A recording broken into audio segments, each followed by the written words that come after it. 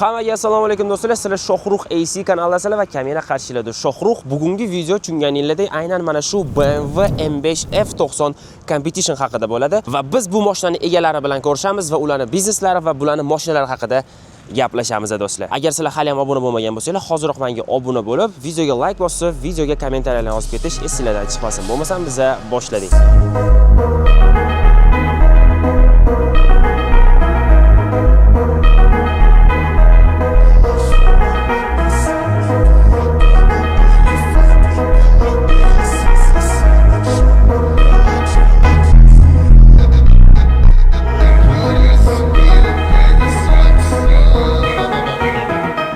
Do'stlar, bular Bekzoddagi aynan shu BMW M5 F90 Competition egalari va Zr Performance O'zbekistondagi основатели bo'ladilar. Hammaga assalomu alaykum. Bekzod aka, bu mashina sizga necha pulga tushgan? Bu mashina 175 mingga tushgan menga. Bundan oldin qanaqa mashinalar haydagansiz? Xo'p, bundan oldingi mashinam M5 bo'lgan F10, bundan oldin E60 bo'lgan 3 litrli, bu ham Peterka BMW. Bundan oldin Cobalt bo'lgan. Birinchi mashina. Birinchi mashina Cobalt bo'lgan. U necha yoshingizda bo'lgan? Birinchi Cobaltingiz? 18 yoshimda. O'xti, 18 yoshlarda Cobaltlari bo'lgan. Gap bo'lishi mumkin emas. Shu mashinani olganingizdan keyin bu mashinaga necha pul sarflagansiz? Ya'ni karbon elementlariga, stage'ga, diskaga, umuman shu mashinaga necha pul ketgan olganingizdan keyin? Karboniga bu mashinaga taxminan 10 mingga ketgan. Texnik tuningiga hali o'tiriq hisoblamadim. No 15 mingdan ko'p ketgan точно. Bu pрошивкасы, bu disklari, prujinalari, впуск и так далее. 10 mingdan oshib ketgan, 15 mingdan oshib ketgan. Shu mashinadan sizga eng yoqadigan narsa nima? Bugungi kunda bu mashinada eng yoqadigan narsasi bu, конечно, скорости. 100 gacha o'sha kvoter yurishi. U ko'proq o'sha narsa adrenalin beradi. Bu полный привод bo'lgani uchun, misol uchun F1 ni haydaganman, u задний привод edi, unda emotsiya boshqacharoq. Bu mashina полный привод, bunda уже скорость o'zidan adrenalin olasiz. Unda задний привод bo'lganiga bunchalik tez yurmasa ham o'ziga yarasha o'zini vibe bor edi. Bo'lmasam bu mashinaga nima ishlar qilinganini bir chetdan ko'rsatib berasiz. Xo'p, mashinaning eng muhim narsasi bu uni motori, shuning uchun birinchi bo'lib mashinaning motoridan boshlaymiz. Bekzod aka, buni motoriga nima ishlar qilgansiz? Motor полностью stok, turbinali stok, intercoolerlar ham stok, faqat холодный впуск Venturi qo'yganmiz и boyovoy kartasi uchun spirt analizator qo'yganmiz. Ya'ni topливный sistemasiga qo'yiladigan datchik bu. Mashinaning bakida qancha spirt, qancha benzin borligini и qaysi temperatурadaligini ko'rsatib beradi. Chunki bunda men bir nechta karta qilganman. Городской kartam bor, 95 benzinga и boyovoy kartam bor. Boyovoy kartam spirt bilan benzin aralashgan topливоda yuradi. Hozir bunda nechta ot kuchi bor? Taxminan spirt kartasida 840-850 tacha ot kuchi bor. Stejikda. Городской kartasida где-то 770-780 qilib qo'yganmiz. 100 benzinga karta qilingan городской. 0 ga necha soniyada chiqadi va bundan keyin yana necha soniyaga erishishni ko'zlayapsiz? Endi 0 hozirgi kunda eng yaxshisi 266 bo'lgan. No, u payt hali darabotklar полностью qo'yilmagan edi. Misol uchun balon taqqanmiz, diska qo'yganmiz, prujina qo'yganmiz. Hali bundan keyin rezultat yana хотя бы 2,5 sekund yurg'izish 0-si. No, bu kvoterga ta'sir qiladi.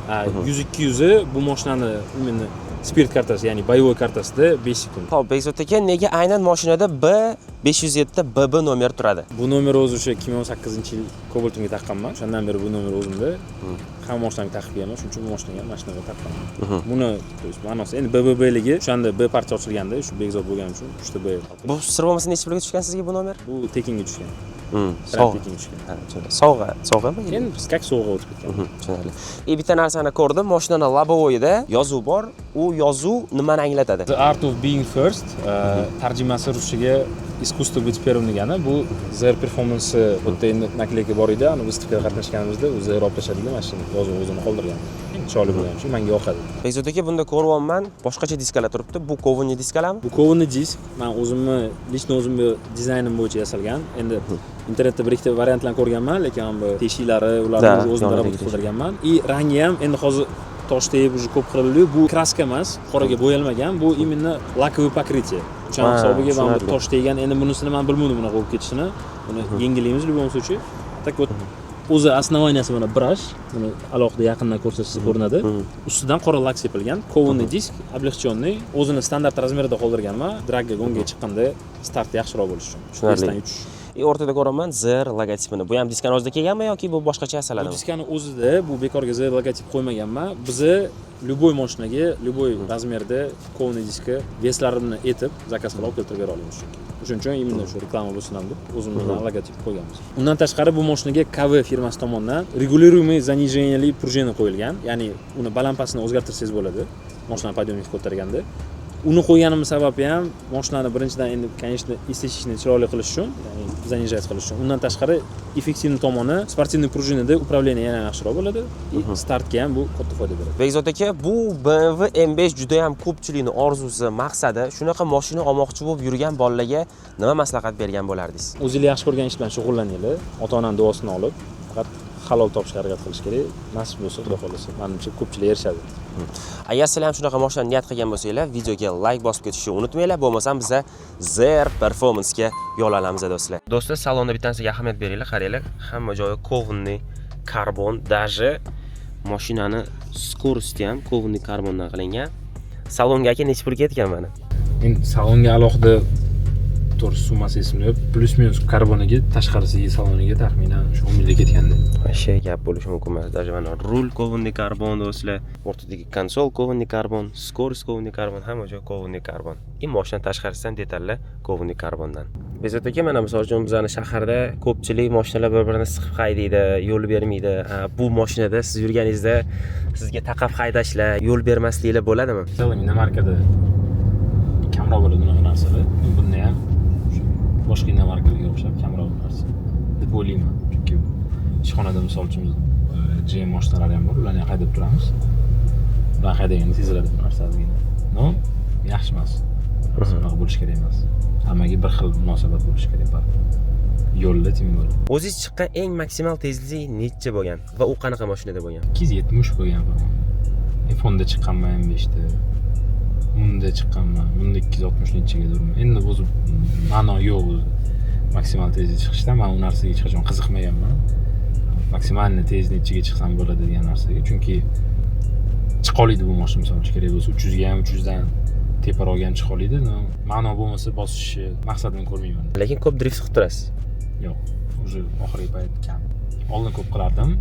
Endi iPhone задний привод bo'lardi-da, unda nima desa bo'ladi, drift qilishga mashina o'zi такой provotsировать qilardi. Bu полный приводный mashina emotsiya boshqacharoq bunda bor. Uni upravleniyasidan ko'proq maza qilasiz. iPhone'da u drift qilgisi keladi, tam o'qib yurgisi keladi, bu narsaga ko'proq qiziqish bo'lardi. Hozir уже kamaygan ancha. Men o'ylashim bo'yicha bu mashinalarda drift qilish jalka balon uchun, chunki bunda qimmat balonlar turadi. Endi bu qimmat emas, misol uchun arzondan ham topsa bo'ladi. Bu balonlar arzon olib qo'ysa bo'ladi, bundan muammo yo'q. Ko'pchilik shunaqa deb o'ylaydi, jalki bir tarafdan to'g'ri. Barib qanaqadir nagruzka tushadi drift qilganda mashinaga. No, bunaqa mashina olib spokойно haydab yurish ham bu ham sal noto'g'ri-da. Undan ko'ra nima MK olib spokойно haydash kerak-da. MK olgandan keyin uni naborat uchun kuchini ko'rish kerak, emotsiyasini olish kerak. MK shu bilan MK-da. Sizlar bosmasdan misol uchun drift qilmasdan akkuratni haydab yurmoqchi bo'lsanglar shaharda, unda pasivnevniga boshqa mashina olib qo'yish kerak. Buni trassaga, trekka, u joyga chiqqanda haydashga olish kerak. Plashadkaga zakritay. Endi конечно, shaharda drift qilishga, shaharda bosishga umuman tavsiya bermaymiz, undamaymiz. Endi bitta qiziq savol, nega Mercedes olmaysiz va Mercedes haydamaysiz? BMW upravleniyasini yaxshi ko'raman. Mercedes misol uchun haydab ko'rganman. O'zimda bo'lmagan Mercedes, no, mana shu Zerda prashka qilayotgan paytda haydab ko'rganman, o'tirib ko'rganman Mercedeslarda. BMW upravleniyasi yoqadi. Xarakteri yoqadi ko'proq. Mercedes yomon mashina deb hisoblamayman. Просто solishtirganda meni vkusim emas. Mercedes. No, uni ham chiroyli mashinalari bor. Mercedes ham. Misol uchun Kistor yoqadi menga. TSH63 ovozi bilan, ham такой atmosferniy Mercedeslarni o'ylab ko'rish kerak, no, ko'proq BMW yaxshi ko'raman. Ko'pchilik o'ylaydi bizda shu Zr ham BMW faqat qiladi deb o'ylaydi, unaqa emas. Biz misol uchun BMW ham, Audi ham, Porsche ham, boshqa mashinalarni ham qilamiz.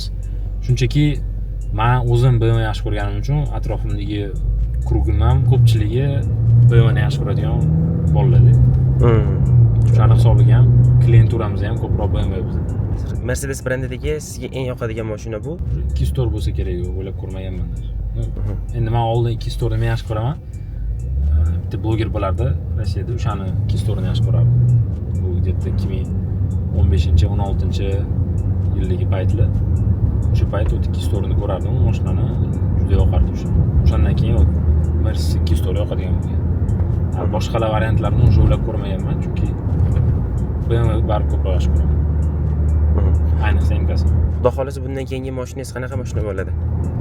Xudo xolisi bundan keyingi mashinam to'g'risi hali bilmayman, aniq nima bo'ladi, chunki endi niyat katta, planlar ko'p. Qachondir Porsche olish niyatim bor, xudo xolisi. M3 olib ko'rmoqchiman proyekt uchun. Buni ham o'ylab ko'raman. Hali aniq emas. Lekin aniq BMW bo'ladi. Yo BMW yo Porsche bo'ladi. Xudo xolisi. Xudo xolisi. Xudo xolisi shu mashinani olganingizda unga ham обязательно vlogli obzor olamiz. Без проблем. Bemalol. O'zi shaharda shashka qilish sizga qiziqmi yoki faqat shaharda shashka qilish, bosib yurish menga umuman qiziq emas. Endi yoshligimda, misol uchun, yoshligim emas. Hozirgi paytdan yoshroqligimda mayli qanaqa qilish bo'ladi. 2-3 yil oldin men ham yurganman, misol shashka qilib, boshqa qilib, yaxshi emas u narsa. Ayniqsa mashinani upravleniyasi misol uchun yaxshi bo'lmasa, maslahat bermayman. Chunki baribir past narsa deb o'zingizlardan tashqari qolganlarning hayotini xavfga qo'yish bu meni fikrim yaxshi emas. Shuning uchun men bu narsaga qarshiman. Даже proshivka qilayotgan paytlarimizda ham yerda biz yopiq poligonga olib chiqib, o'sha yerda test qilamiz, o'sha yerda haydaymiz, hech kimga xalaqit bermasdan, hech kimning hayotini xavfga qo'ymasdan. Hech hayotingizda avtohalokatga uchraganmisiz? Ya'ni avariya? Yo'q, unaqa prям avariya nima, endi tamani qirib olish, nimadir tam parkovkada bu narsalar bo'lgan, no DTPga tushish, urib olish, bunaqa narsalar bo'lmagan. Xudo saqlasin, shuning uchun har doim ehtiyot bo'lish kerak. Endi akkuratni haydashga harakat qilaman har doim. Lekin baribir bilib bo'lmaydi, har xil vaziyat bo'lishi mumkin. Do'stlar, menga BMWdagi bitta narsa yoqadi. Bu ham bo'lsa, skoroustdan skoroustga urilayotgandagi ovoz, ya'ni masalan, komfortga kelayotganda mana komfortda bo'ladi bu narsa ko'proq. Birinchi skorosdan ikkinchida uchinchi skorosga urayotgan payt durt degan ovoz bo'ladi. O'sha ovoz realli menga yoqadi. Shu narsaga maza qilaman BMW M5 da aynan.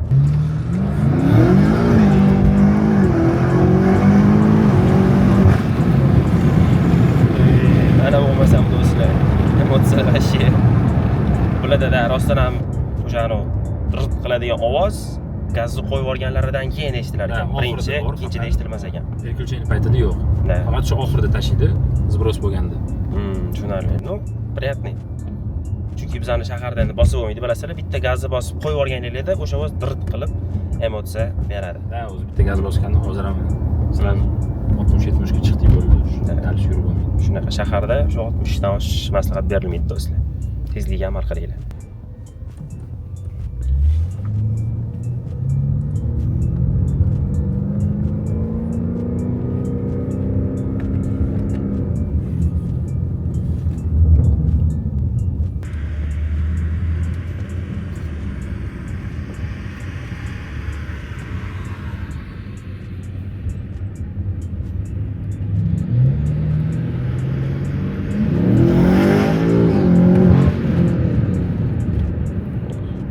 Sizda faqatgina shu oxirida bor ekan, o'sha narsa, o'sha ovoz.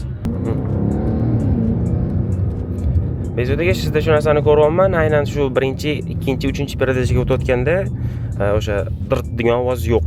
Bu nimaga yo'q sizda? Bu proshivkadan, bu o'zi korobkani proshivka qilayotganda o'zgartiriladigan yoki qo'shiladigan narsa byork deyiladi. Endi tuningi nima desa bo'ladi, slangdami o'sha tilida. Menda yo'q u narsa, chunki menda proshivka korobkada stage 2 emas, biz buni custom stage deyman. Men endi shunaqa deb qo'yganligini tushuntiraman. Bu yerda individualniy решение, bu yerda u narsa olib tashalgan. Undan tashqari o'sha 1 dan 2 ga, 3 ga, 4 ga o'sha переключение o'zi e'tibor bersangiz, juda planli qilingan. Bu hammasi переключение vaqtini maksimal darajada qisqartirish uchun. Vaqtdan yutish hisobiga. Bu sizda komfortda ham unaqa bo'lmaydi baribir. Yo'q, komfortda ham bu sport, komfort hech qaysida bo'lmaydi unaqa narsa. Tushunarli. Просто juda tez переключать qilish uchun qilingan narsa. Spirt kartada ko'proq ovozi balandroq, o'zi motor ishlash boshqa bo'ladi, chunki proshivkada faqat turbinani naduvini ko'tarib qo'ysangiz bo'lamasdi. Bu zajiganalar bor, ko'p faktorlar bor. Men hozir ko'pchilik tushunadiganlarni aytyapman. Soответственно, spirtda agressivniy настройка qilingan mashina, но при этом mashinani motorini o'ldiradigan darajada emas. просто o'sha imенно gonkaga chiqib bemalol haydab yursa bo'ladigan qilib alohida karta qilingan. Uni men telefondan o'zgartiraman, xohlagan paytim kartani bu mashinaga qilingan funksiyalardan bittasi, kстати, o'sha. И вот spirtda mana shu gaz tashlagani, отстрелы ham o'zi ko'pchilik yaxshi ko'radi, отстрел. Spirtda o'sha mana shular hammasi boshqacha darajada. Do'stlar, mana biz ZR Performance-ga ham kelib oldik.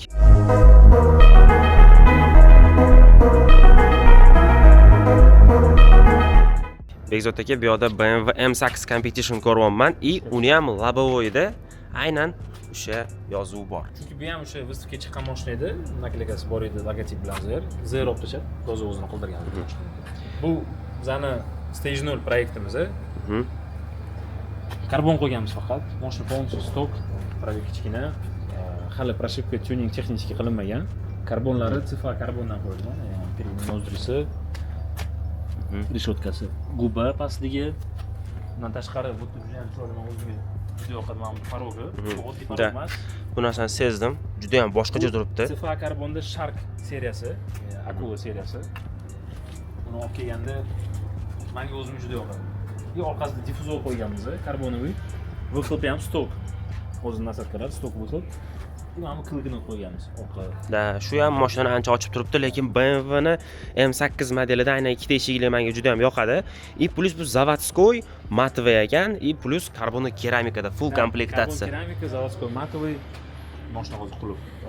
O'zi karbon paketda mashina bo'lgan, orqasida ham difuzor bo'lgan. Mana kelsangiz, orqasida stok difuzorda mana shu qismini o'zi karbon bo'ladi. Vidi boshqacharoq, конечно. Mana shu qismini o'zi karbon bo'ladi, bu yoqlari oddiy bo'ladi. Bu yerda biz именно полноценный o'sha karbonoviy difuzor qo'yganmiz. Bu difuzor nomi adashmasam bu Akrapovich edi. Sifa karbondan Akrapovich seriyasi. Bunda выхлоп hozir stok, to'g'rimi? Выхлоп stok полностью. Mashina o'zi texnik полностью stok. Faqat karbon qo'yganmiz. Hozir yana mayda-chuyda ishlar bo'lib, o'shanga olib kelishgan. No, endi biz tavsiya beramiz, конечно, stage qilaylik, mashinasini ko'taraylik deb. No, hozircha klient xohlamayapti. Agar bunga stage qilinsa, bunda nechta ot kuchi bo'ladi aka? Endi bu ham zaprosga qarab, misol uchun har kuni haydab yurishga просто benzin kartani o'zi yetadi deyishsa, u yerda taxminan 8 ga yaqin ot kuch qilib beramiz. Benzin. Agar yo'q, davay boyovoy karta ham qo'shib beraylik deyishsa, o'sha mashinaga qarab plus minus 850 ta ot kuchi qilsa bo'ladi. Lekin plus tomoni shundaki, mana bu mashinalarga bu mashinalar o'zi nagruzkasi katta. Men o'zimni ham shuning uchun Garatskoyda o'sha 770-780 yuraman. Qiziq tomoni shundaki, biz shunaqa qilib bera olamiz, что sizlar o'zingizlarga xohlagan paytinglar mashinani mo'shisini telefoningizdan o'zgartirsanglar bo'ladi. Ya'ni gonkaga chiqmoqchi bo'lsanglar, mashinani mo'shinroq kartasini yozasizlar. Shaharda haydab yurmoqchi bo'lsanglar, slabroq kartasini, xohlasanglar dar stok kartasini yozib ham haydab yursanglar bo'ladi. Endi sizga savol, ikkalasini agar yonma-yon qo'yganda, shu BMW M5 bilan M8 ni qo'yganda, qaysi birini tanlagan bo'lardingiz? Keyingi mashina ham M3 или shu M4 S58 motorli mashina xohlamayman, no M3 скорее всего, chunki menga ko'proq yoqadi. Bu chiroyli juda ham, no meni случаimda M5 praktichniroq. Bitta katta plusi buni, men tog'ga olib chiqib syomka qilganimda sezdim. Upravlensiyasi M5 bilan solishtirganda ikki xil. Kupe bo'lganiga hisobiga ham bunda juda ham ostri upravlensiyasi. O'shani hisobiga ham men o'zi KV prujinalar qo'yganman. Shu tog'ga chiqqandan keyin сразу KV prujina zakaz qildim, chunki tushundim, to что meni mashinamning upravlensiyasi zo'r bo'lgani bilan bu bilan solishtirganda slabый ekan. Bekzod aka, bu yerda BMWlardan tashqari Kia Stinger ham ko'ryapman. Bu mashinaga nima ishlar qilasiz? Endi bu yerda remontni ishlariga kelgan, men hozir detalni to'sh esimda yo'q. Oldida ozgina DTP bo'lgan adashmasam, remontga kelgan. Bu mashina bu yoqda misol uchun BYD turibdi. Biz elektromobillarni ham qilamiz. Русификация, приложение, полный спектр услуг bizda hammasi bor. Stage, pрошивка u narsa bilan emas, texnik обслуживание bilan, ya'ni moy almashtirish, filtr и так далее, shu narsalarni almashtirish, remont qilish, shu narsalar bilan shug'ullanamiz. Ichkariga kirsak уже ichkarida ham bitta mashinani ko'ryapman. Kстати, tanasiga ahamiyat beradi, даже yerda ham o'sha yozuv. 440 proyektimizni M4 ga o'zgartirganmiz. Уже выхлопni almashtiramiz. Disk taqqanmiz bu mashinaga Kovunning 20 razmerda standart dizaynda. Endi klient xohlagan o'zlari. Mashinaga stage 2 qilingan, выхлоп stok, downpipe qo'yilgan faqat, motor plus korobkasi. Bu yerda bu M4 emas, bu 440. Bunda B58 3 litrli motor turadi. M4 M3 larda S58 turadi. Ularning farqi, motor объем bir xil, lekin производительность har xil, chunki ichida o'sha stepень sjatyalari, detallari, elementlari har xil. Eshitganmanki, B58 BMWdagi B58 motori stage va juda ko'p tuning ishlarini ko'tara oladi. Shunaqa, endi stok holatida emas, stok holatida bu motor muammosiz yurish uchun yerda bir 600 ta ot kuchini chiqarsa bo'ladi. 600 ta ot kuchiga motor stok bo'ladi, turbinasini almashtirish kerak bo'ladi. Stok motor, stok turbina, stok korobka bo'lsa, maksimum 500 tacha o't kuchi olsa bo'ladi bu mashinadan. A takda darabotka qilinsa, motor korobkasi katta mashina solsa bo'ladi. 1000 plus farqi yo'q. Hozir buni texnik ko'rsatkichlari M4 bilan bir xilmi? Buni texnik ko'rsatkichlari yo'q, M4 bilan bir xil emas, adashmasam. M4 dan sal sekinroq bu, по-моему. Buni chunki bu yerda bizda taxminan 470 tacha o't kuchi bor-da. Stage 2 proyekt bo'lgani bilan. Hamma mashinani ham oddiysini parashka qilgandan keyin MK dan tezroq qilish iloji yo'q. Shu tomoni bor. Bu o'sha proyektimiz.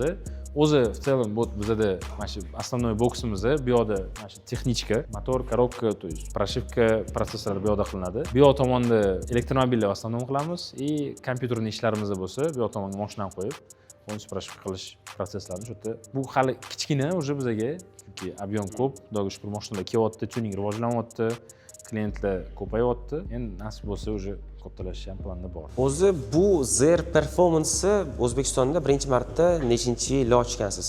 Men o'z Zer Performance O'zbekistonga 2021-yil olib kirganman. Полноценный 2022-yildan o'zi zapus qilgan bo'lsa, endi u payt hali pрошивка tuning temasi unaqa rivojlanmagan edi. Oxirgi 1,5 yil ichida odamlar ko'proq qiziqishni boshladi. Men shuni sezdim. Klientga potok ancha ko'paydi oxirgi 1,5 yil ichida. Bugungi kunga kelib 2025-yil tugayotgan bo'lsa, taxminan 4 yilcha bo'lib qolibdi. Zer Performance ochganimizda. O'zi Zer Performance astavachili rahmatli Zavur. O'sha Zavurlardan siz ya'ni nima desa bo'ladi, ularni ruxsatlarini olib qilganmisiz bu narsalarni? Men Zavur o'zi bilan gaplashganman, o'zi bilan kelishganmiz. To есть bu narsa hali Zavur borligida договорённостьlar qilingan edi. Keyin ozgina baxtsiz hodisa bo'lganiga ozgina pauza bo'ldi, lekin dalish davom etdi. U olamdan o'tgandan keyin sizga hech qanaqa ta'sir o'tkazishmadimi? Ya'ni u brend topib o'zgartirish. Unaqa narsa bo'lmagan, chunki o'tda o'zi mana Zer ko'pchilik so'raydi, ofitsialniymi deb. Bu Zer ofitsialniy. Hozir Zer Moskvada ham boshqa filiallari ham yuryapti.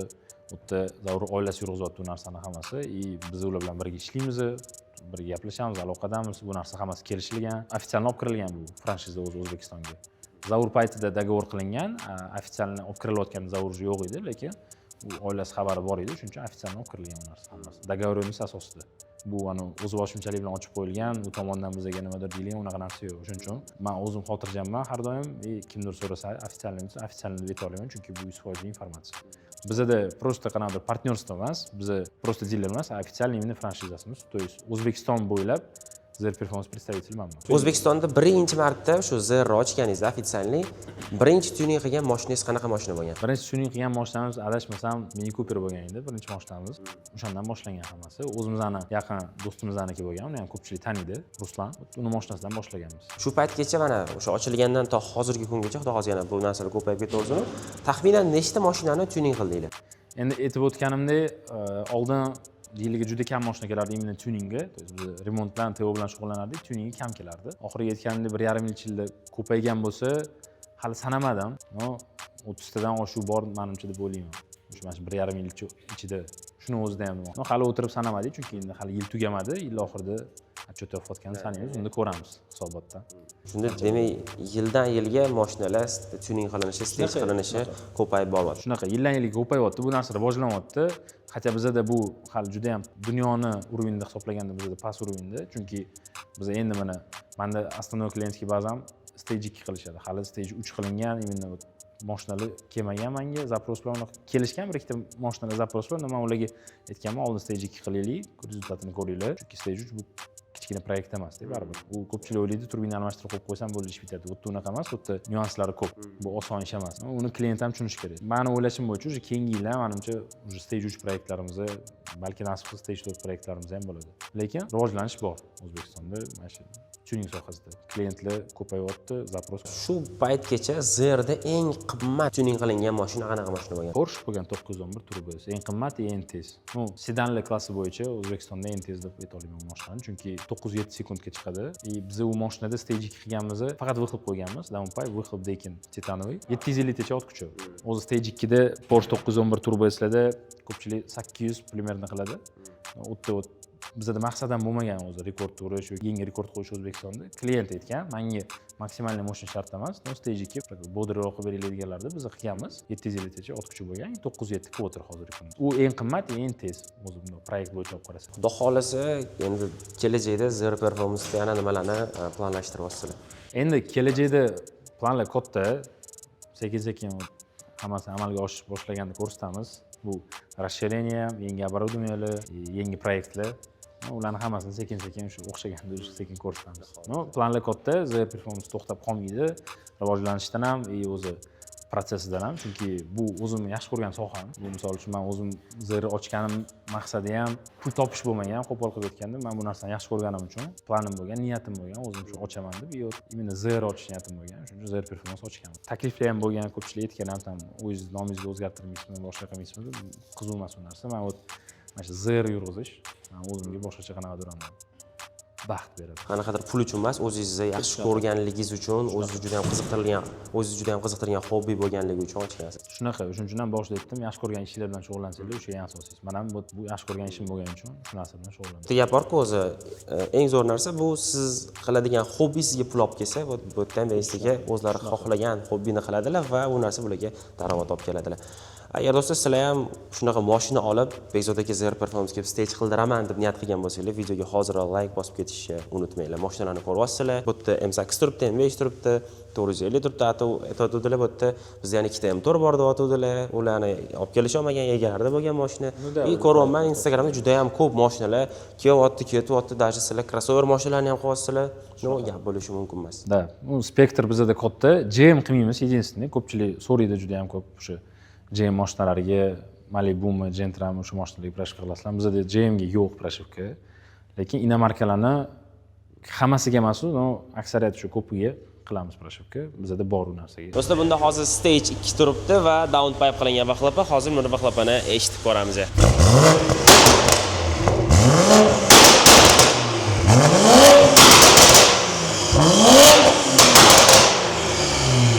Ayşe do'stlar, churishil uchun vaqlapdan olov chiqyapti. Do'stlar, hozir M5 gazini o'zim bosib ko'raman. Gazini bosish juda ham yoqadi borku.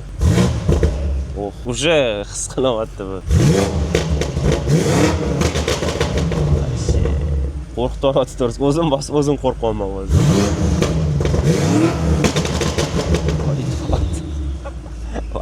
Ayşe lekin do'stlar.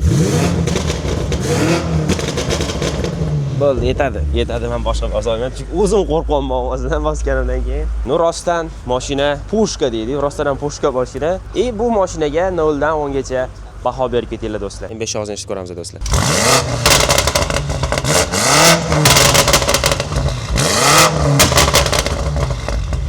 Sizda turgan holatda baba qilib eshitilarkan popkornlari. Popkorn eshitiladi, popkorni bor, zavodskoy. Bu aytib o'tganimdek boyovoy popkorn emas-da. Uni o'sha trassada ko'rsataman. Ovozini. Boy yurganingiz bunaqa ovoz eshitilmadi. Men popkorn qo'ymaganman degansiz, umuman bunaqa ovoz chiqmasa kerak deb o'ylagandim, lekin hozir popkorn bor. Prosta men yurganda shaharda, misol uchun popkorn o'tman, skorost tashlaganda ishlaydi. Men shaharda yurganda переключать qo'raman, atida o'sha popkorn ovozi chiqib, faqirlab ko'chada yurganlar qo'rqitmasin. Tushunarli. Endi har xil oilali yurganlar bor, peshkom yurganlar bo'ladi, shuning uchun. Bu yerda trassa полностью stok, faqat downpipe qo'yilgan bo'ldi. Mana bu narsaga ko'zim tushdi. Mashinani orqa eshigidagi oynasida Z performance yozuv bor. Bu narsani men shaharda ba'zi mashinalarda ko'rganman. Bu aynan unaqa mashinani ko'rsam, demak, siz tarafdan stage qilingan yoki tuning qilingan mashina bo'ladi, to'g'ri? Shunaqa. Endi agar bu naklakani ko'rgan bo'lsangiz, значит bizda nimadir qilingan bo'ladi bu mashina. Berganmiz. Buni kichkinasi ham bor, hozir chiqarganmiz. Men o'zimga bu ko'proq edi, shuning uchun qoldirib qo'yganman. Bo'lsa M8 ovozini eshitib ko'ramiz do'stlar. Do'stlar, hozir BMW M8 холодный puskini eshitamiz, ya'ni motor anchadan beri ishlamagan va ana endi zavod botdi. Mana shu ovoz juda ham yoqimli. Ya'ni bu холодный pusk. Nimaga hozir gazi sirasi bosilmayapti? Chunki motor anchadan beri ishlamagan, shuning uchun ovozi baland chiqib turibdi. Hozir ovoz pasayadi. Pasaygandan keyin biroz vaqt o'tib, ya'ni motor yaxshilab ishlab olgandan keyin bossa bo'ladi. Hozir ovozini tushganini eshitasizlar. Bot. Mana do'stlar, mashinaning ovozi pasaydi, ya'ni холодный pusk ichidagi moylar aylanib oldi. Agar siz ko'chada qanaqadir mashinasi bor odam oldiga ortib, mashinangiz gazini bitta bosiy desanglar, холодный puskga ahamiyat beringlar. Mashinangizga qizib olgan bo'lishi kerak. Agar sizlar просто zavod sirasi gazini bosadigan bo'lsanglar, unda motor qiynalib qoladi. Stok holatidagi BMW M8 Competition'ni ovozini eshitamiz. Hali qilib qilinmagan, hech narsa qilinmagan stok holatdagi mashina.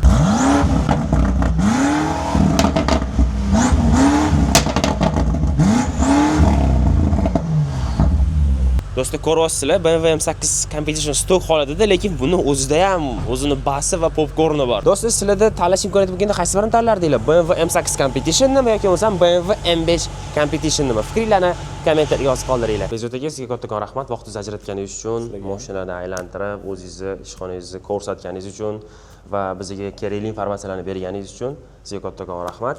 Xudo xolasa ishlaringizga omad. Agar sizlar ham xudo xolasa niyat qilib yoki bo'lmasa o'sha mashinanglar bo'ladigan bo'lsa, stage qilmoqchi bo'lsanglar, bemalol mana bu yerga aloqaga chiqsanglar bo'ladi. O'zlari cho'tka qilib beradilar mashinalarni. Xudo xolasa o'zim ham mashina olsam, vizitaga kelaman bizga. Xudo xolasa M4 Competition olish niyatim bor baribir. Xudo xolasa nasib qilsa olamiz. Sizga kattakon rahmat. Vaqt ajratganingiz uchun, hammasi uchun. Agar sizlarga video yoqqan bo'lsa, videoga like bosib, obuna bo'lib ketishni unutmanglar va shu ko'rgan videolardagi fikringlarni hoziroq kommentariyaga yozib qo'ysanglar, xudo xolasa bundan buyog'iga zo'r videolar bo'laveradi. Keyingi mehmonimiz kim bo'lishini xohlaysizlar? O'sha odamni kommentariyaga yozib qoldiringlar. Hammaga xayr, salomat bo'linglar do'stlar.